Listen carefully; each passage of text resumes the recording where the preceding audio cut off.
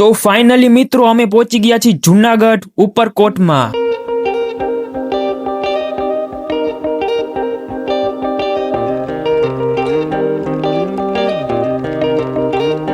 તો હાય અને કેમ છો?